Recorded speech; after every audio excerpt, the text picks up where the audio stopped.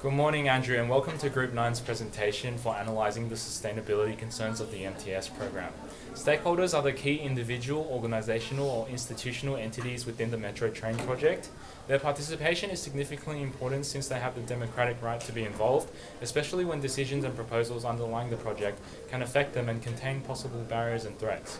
Stakeholders should be divided into two categories in order to determine the value and importance that they contribute towards the success of the project. Therefore, primary stakeholders include neighbouring residents and communities, public transport customers that are vulnerable to distrust with limited degrees of control within decision making, believing that they won't influence the project's strongly preconceived blueprint. People living directly in the pathway of the proposal risk losing their homes and are subject to government mistreatment. Nearby schools and households are still affected through dust, noise, pollution and other negative externalities and relevant opportunity costs like heavier traffic jams due to avenue closures.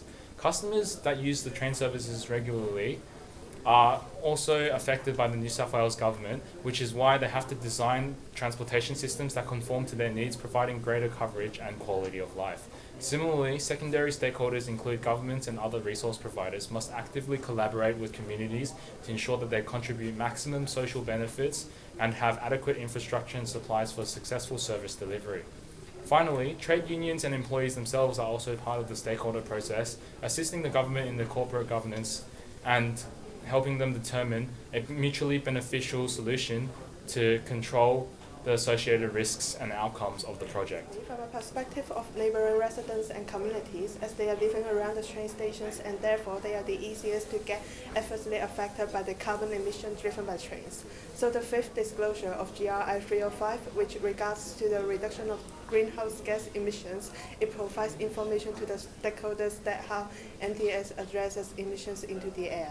Secondly, from a perspective of the customers, safety can be the reason of encouraging the customers to transport by trains, so the GRI 416 disclosure can provide information to the customers about their health and safety, where the MTS shall report the percentage of its significant services for which health and safety impacts are assessed for improvement.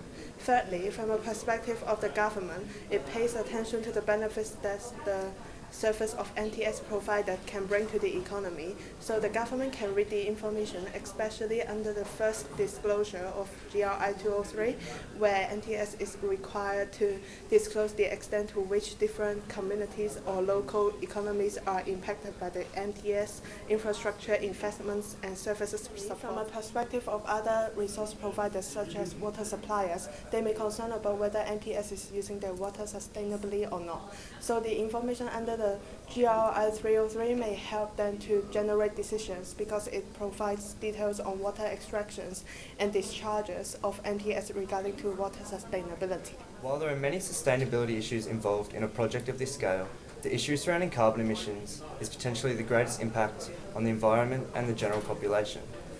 As a result, we believe this is the most important sustainability information for stakeholders, as well as the carbon offset options to reduce these impacts.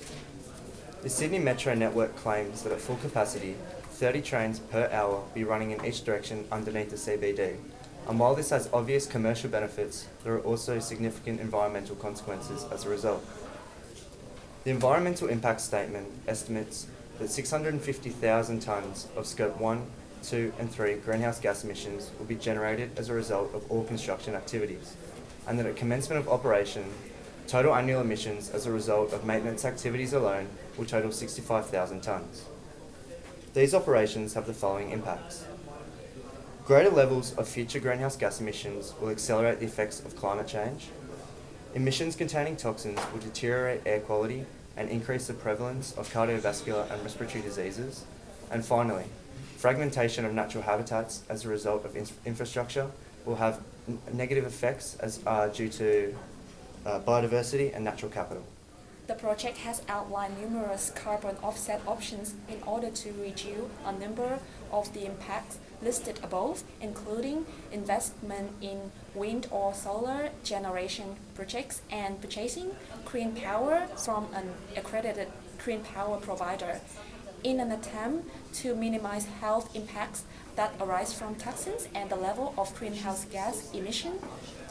By reducing carbon emission, The purpose of this project is to reduce utilization of the use of vehicles, fossil fuels, electricity related to construction activities. The North-West Rail Link have also outlined plans to recycle 100% of construction material in the development of community spaces on projects such as recreational areas and building works. In addition, the government should implement legislation that requires the cooperation and participation of neighboring business to develop, implement, and maintain efficient green travel plans that support the metro project and reduce dependency on private vehicle use. South West government should present information regarding the project in a way that empowers stakeholders through effective dialogue. Effective dialogue should support discussion and explanation of ideas and viewpoints to create meaningful communication between stakeholders, ensuring that there is full inclusiveness in decision-making and auditing of sustainability process and performance. Furthermore, to make the sustainability information more appealing to stakeholders and increase their satisfaction, the information should be timely, empathetic, and honest. Due to GRI's nature of being heavily oriented around systematic methodologies and principles for constructive stakeholder engagement, the government must formulate an approach that will strengthen the usefulness of the report for a wide range of stakeholders. In order to build trust with its panel of stakeholders, it is also expected that New South Wales government incorporates a comprehensive materiality analysis that accurately identifies the social, environmental, and economic issues that pose risk and opportunities for both itself and the interests and concerns of stakeholders. Viola has defined materiality as an information threshold where any aspects that exceeds it is recognized as being sufficiently important that wants its inclusion to be reported. GRIs has outlined a concise four-stage procedure for identifying and disclosing the material topics and aspects of the project that assures compliance with planning and implementation of material information. This process starts with recognizing all applicable economic, environmental, social impacts related to all of the project's activities, services, relationships with the various stakeholders. The second stage helps improve understandability by prioritizing the materiality of the identified topics. Thirdly, the information should be validated by internal decision makers and report preparers prior to distribution to confirm completeness. In this regard, New South Wales government can formally discharge their true accountability to all applicable stakeholders and maintain equal power distribution between these parties.